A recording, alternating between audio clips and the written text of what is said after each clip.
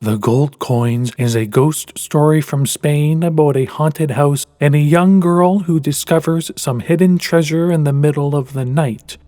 The story of the gold coins is an urban legend that can be heard all over the city of Cordoba in Spain. Over the years, it has passed from person to person by word of mouth.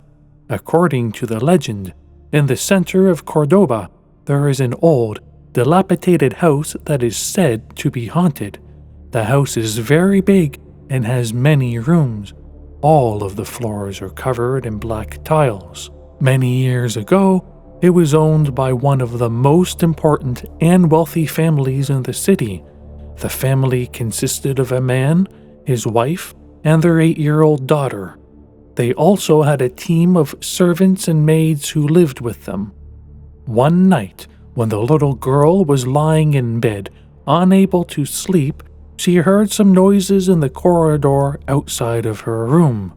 Being a very curious child, she slowly opened the door of her bedroom and looked out into the long, dark corridor. At the end of the hallway, she could make out a small figure crouching down.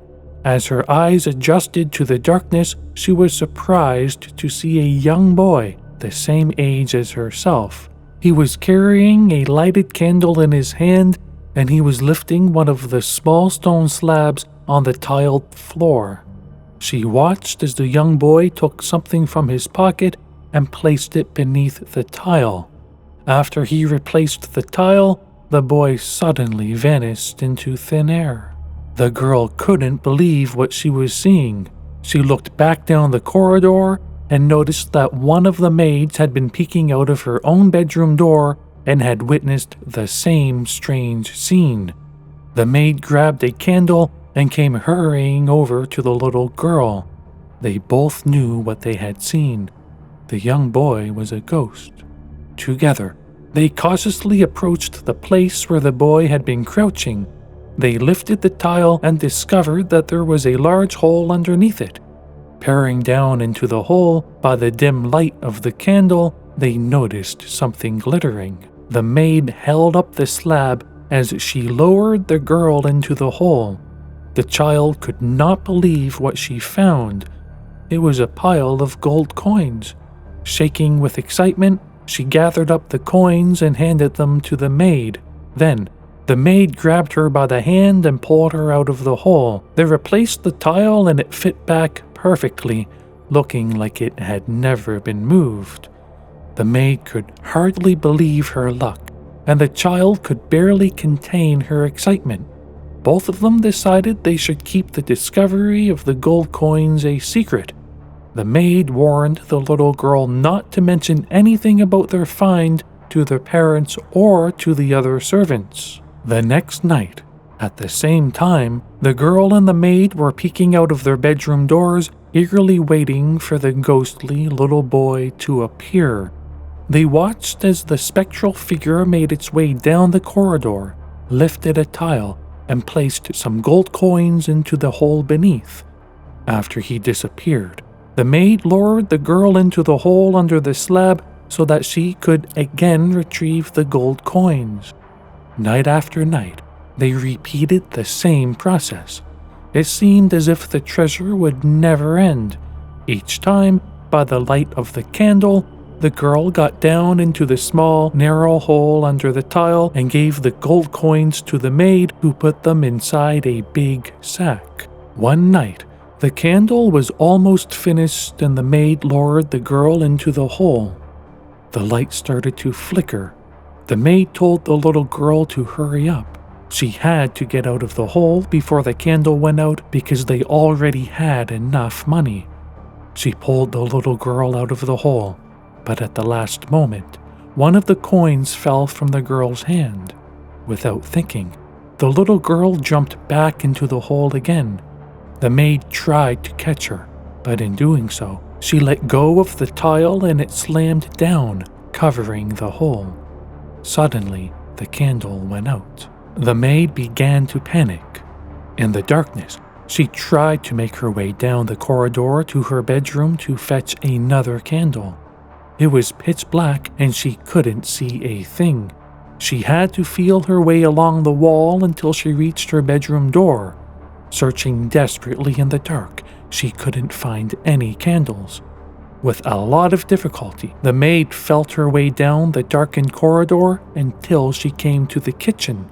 She rummaged through the drawers and eventually came across another candle. She lit it quickly and returned to the corridor. To her horror, the maid couldn't remember which tile the little girl was under. In the dim light, she searched, prying at each tile, but the corridor was so long and wide, and there were so many tiles that she was unable to find the right one. Finally, she gave up, and clutching her bag of gold coins, she went back to bed. In the morning, the little girl's parents woke up to find that their daughter had disappeared. They questioned the servants, but each one said they had no idea where the little girl could be. A complete search of the house was organized, but it turned up to be nothing. The distraught parents were baffled by their daughter's mysterious disappearance. The maid decided not to say anything about what happened last night. A few days later, the mother was crying in her bedroom when she heard a voice calling out. She recognized the voice immediately. It was the voice of her daughter. The little girl was crying out for someone to help her. "Please, help me. Let me out of here, please." The mother searched the house again. Sometimes the screams seemed to be coming from one part of the house, but when she got there, the screams sounded like they were coming from somewhere else. Try as they might, the parents could not pinpoint the source of the screams. They dug up the floors, demolished the walls, and punched holes in the ceilings, all in an effort to figure out where the girls' cries for help were coming from. After almost destroying the interior of the house, the parents were forced to admit defeat. For months, they lived in the building, listening to the incessant cries of their beloved daughter, unable to do anything to find her. All of this took its toll on their mental and physical health. Eventually, the mother lost her mind and ended her life. The father, devastated by grief, moved away and died of a heart attack a few years later. The people of Cordoba say that this is a true story and that the house is still standing today.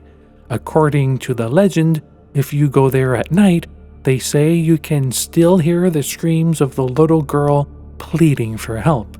The house has become famous all over Spain, and sometimes teenagers visit the place at night to test their courage and see if they can find any gold coins. Others go there to explore the huge building in an attempt to discover where the remains of the girl are located.